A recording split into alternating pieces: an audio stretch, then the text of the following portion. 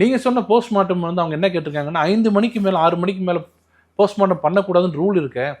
நீங்கள் ஏன் இந்த ரூலை மீறி பண்ணீங்க? அது இல்லாமல் கரூரில் எப்படி இவ்வளோ டாக்டர் இருந்தாங்கலாம் கேட்கும்போது எனக்கு வில்சன் தான் ஆர்கியூ பண்ணியிருக்காரு நினைக்கிறேன். ஆமாம், அவர் சொன்னார். அவர் சொல்லியிருக்கிறது என்னன்னா, இல்லை ப்ரெஷர் அதிகமாக போச்சு பக்கத்து மாவட்டங்கள்லேருந்து. இல்லை, அந்த 41 பாடியும் வேணும்னு மக்கள் ப்ரெஷர் பண்ண ஆரம்பிச்சிட்டாங்க. செத்துட்டான் பாடி கூட கொடுக்க மாட்டீங்க அப்படின்னு வராங்க. லா அண்ட் ஆர்டர் இஷ்யூ வந்துருமோ அப்படின்னு நாங்கள் பயந்து ஓவர் நைட்டில் பண்ணோம். அதுக்கு டாக்டர்ஸ் எங்கேருந்து எடுத்தோம்னா, சேலத்துக்கு ஒரு கான்ஃபரன்ஸுக்காக வந்திருந்தாங்க டாக்டர்ஸ்லாம்.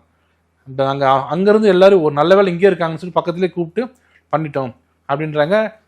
அந்த டவுட் அவங்க கேட்டுருது. ஒரே ஒரு விஷயம் அவங்க அந்த தீர்ப்பில் எங்களுக்கு என்னென்னா, விஜய் வந்து அதில் பார்ட்டி இல்லை. நடிகர் விஜய் வந்து தாவேக்காவோ விஜயோ அதில் வந்து ரெஸ்பாண்டண்ட்டாக இல்லை, பார்ட்டியாக இல்லை. இல்லாத ஒருத்தரை பற்றி பேசும்போது அவருக்கு ஒரு சந்தர்ப்பம் கொடுக்கணும் மறுத்து பேசுறதுக்கு. அது நீதிபதி தானே பண்ணிட்டாருன்றது வந்து விமர்சிக்கிறாங்க. அது விமர்சனம் உண்மையானது தான்.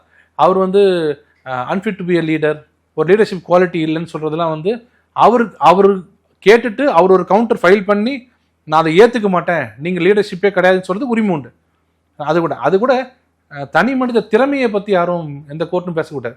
நீ செய்தது தவறு ரைட்டுன்னு சொல்லாமே தவிர, நீங்கள் வந்து நல்லவர் இல்லை, நீங்கள் 50% கெட்டவர் 70% நல்லவர் அதெல்லாம் சொல்ல முடியாது. அது கணக்கு முன்னாடி என்ன கேஸ் இருக்குது, கரெக்டாக தப்பான்னு சொல்ல முடியும். அவர் நைட்டு அங்கே தங்கியிருக்கணும், அவர் அங்கே வந்து விட்டுட்டு வந்துருக்கக்கூடாது. அந்த மாதிரி விஷயங்கள்லாம் வந்து தவிர்த்துருக்கலான்றது எங்களை மாதிரி வழக்கறிஞர்களோட கருத்தாக தான் இருந்தது. அதுதான் அவங்களும் இன்னைக்கு சுப்ரீம் கோர்ட்டு அதான் சொல்லியிருக்காங்க. அதனால அதெல்லாம் தவிர்த்துருக்கலாம். மற்றபடி இந்த கேஸில் வந்து நோட்டீஸ் போயிட்டெல்லாம் வர்ற வரைக்கும் இன்ட்ரி மாட்டர் ஒன்றும் இது வரைக்கும் கொடுக்கல. கொடுத்தாங்கன்னா எஸ்ஐடிக்கு ஸ்டே கொடுத்தாங்கன்னா தான் அடுத்தது போவோம்.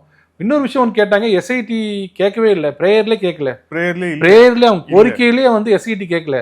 அவங்க வந்து என்ன சொன்னாங்கன்னா, நீங்கள் வந்து இது பண்ணுங்க, ப்ரோப் பண்ணுங்க, நீங்கள் சிபிஐ கொடுங்க, எதாவது கொடுங்கன்னு தான் கேட்டாங்களே தவிர அவங்க எஸ்ஐடி கேட்கல. நீங்களாம் ஏன் எஸ்ஐடி போட்டீங்க அப்படின்னு கேட்டிருக்காங்க. இதெல்லாம் வந்து வரம்புக்கு உட்பட்டது தான்.